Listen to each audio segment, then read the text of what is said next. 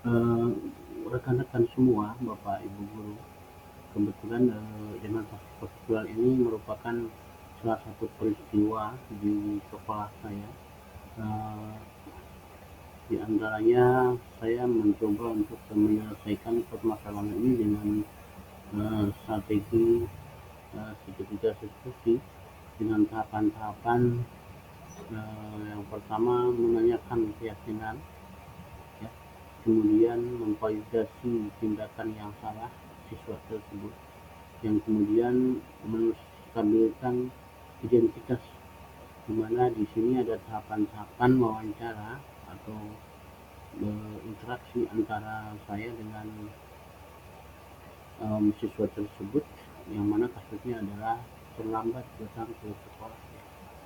Jadi pada saat itu anak ini terlambat beberapa menit masuk ke kelas dan ditangani oleh guru BP, kemudian memanggil saya sebagai kepala sekolah dan diselesaikan dengan strategi.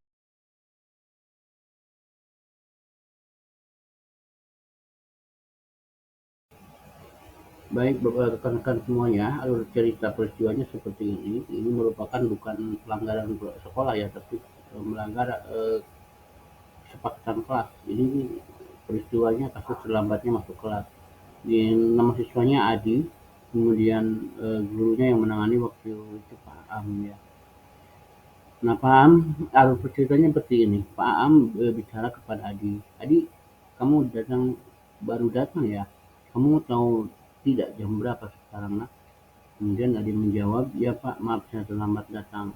Kemudian Pak Am pun berbicara lagi, sudah berapa kali kamu bekerja terlambat? Bapak dapat laporan dari Pak Asep di minggu kemarin kamu Adi sudah 2 kali lambat datang ke sekolah. Apa alasanmu, nak? Ternyata anak ini sudah eh, terlambat, melanggar juga ya, di minggu kemarin ya, 2 kali tidak tidak tepat waktu datang ke sekolah. Kemudian Adi juga bicara, karena rumah saya jauh Pak, di jalan juga macet, jadi terlambat. Apakah itu benar? Pak Han bilang, alasanmu saja, jadi tidak ada lagi penyebabnya. Nak. Kemudian Adi menjawab, ya Pak, karena jauh rumah saya, jadi berapa kali terlambat. Jadi alasan dia itu terlambat ya, karena jauh rumahnya. Jadi tidak ada alasan lain, yaitu bilangnya jauh rumahnya. Kemudian Pak bilang, "Ah, itu bukan suatu alasan yang tepat. Seharusnya kamu bisa membagi waktu kapan berangkat agar tidak terlambat. Ketika jam 6 kamu bisa terlambat, itu kamu bisa segera berangkat itu sekitar pukul 5.30."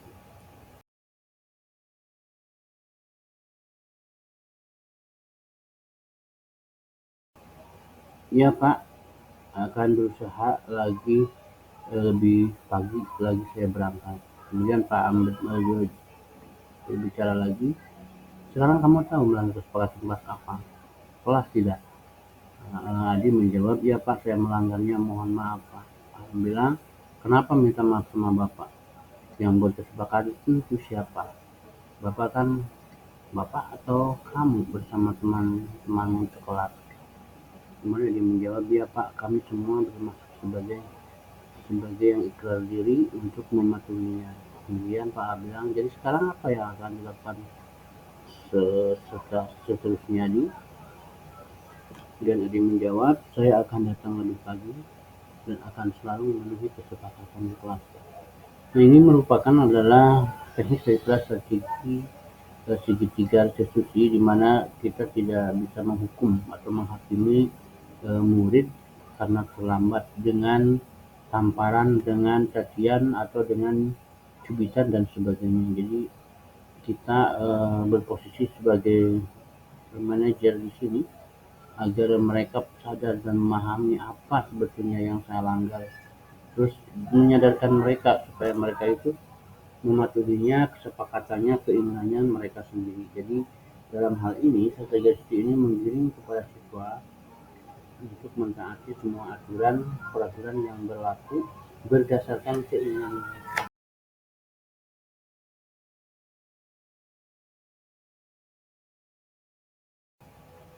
Nah, di dalam prosesnya pendidikan 3.0 ini yang pertama adalah menstabilkan identitas. Jadi menstabilkan identitas ini adalah mempertanyakan apa benar atau tidaknya adik ini terlambat atau tidak. Itu diklarifikasi sama guru, kemudian memvalidasi tindakan yang salahnya. Jadi siswa ini kalau benar salah atau tidak, di mana letak kesalahannya dan apa yang harus kita lakukan. Jadi setelah menstabilkan identitas, kemudian memvalidasinya kesalahannya, baru kita menjalankan strategi ini. Kemudian yang akhir adalah meyakinkan ya, keyakinannya bahwa peraturan yang telah berjalan itu adalah kesepakatan kelas yang mereka buat sendiri. Jadi secara tidak langsung kita membimbing, mengarahkan kepada mereka untuk menjadi orang-orang yang taat akan.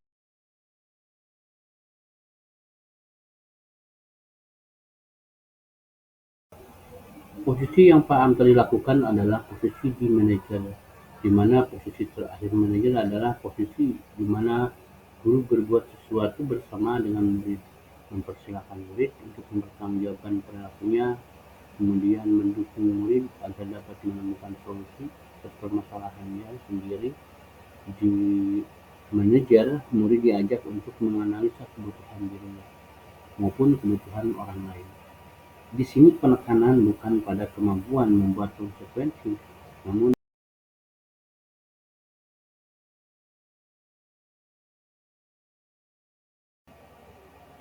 kemudian rekan-rekan ada di sini segitiga restitusi, ada hubungannya dengan kaitannya dengan 5 posisi kontrol. Jadi segitiga restitusi ini merupakan strategi eh, kita menyelesaikan atau tahapan-tahapan menyelesaikan kasus. Kemudian kalau 5 posisi kontrol yang adalah merupakan eh, sistem ya, di mana yang 5 posisi kontrol itu ada penghukum, kemudian ada pembuat rasa bersalah, kemudian ada sebagai teman, kemudian sebagai pemantau, dan yang terakhir adalah sebagai manajer. Yang paling atas adalah yang paling utama adalah sebagai manajer. Nah, ini dilaksanakan antara strategi restitusi dengan sistem yang 5 posisi kontrol ini untuk menciptakan budaya positif di sekolah. Jadi yang pertama, lingkaran pertama intinya itu adalah peraturan sekolah atau peraturan kelas. Nah, peraturan sekolah atau peraturan kelas ini kemudian eh, dijadikan menjadi keyakinan kelas. Jadi di situ dibahas bersama-sama dengan siswa untuk membahas tentang peraturan kelas ini menjadi salah satu keyakinan kelas. Keyakinan kelas ini misalkan dari kalimat negatif kurang menjadi positif ya.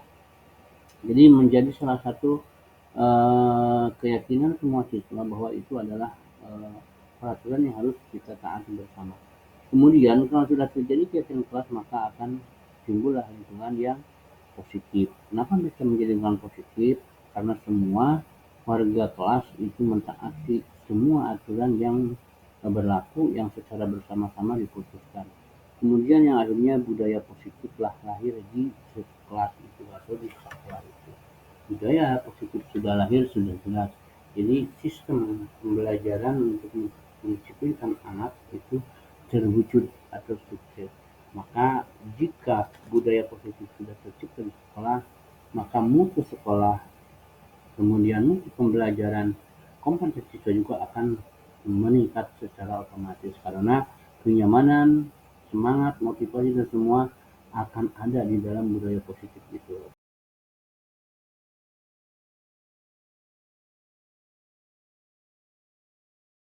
Yang pada akhirnya budaya positif ini terwujud di sekolah setelah keyakinan dan peraturan kelas itu ditetapkan. Dan tujuan disiplin siswa yang berpihak kepada siswa itu sukses terlaksanakan dengan integritas institusi dan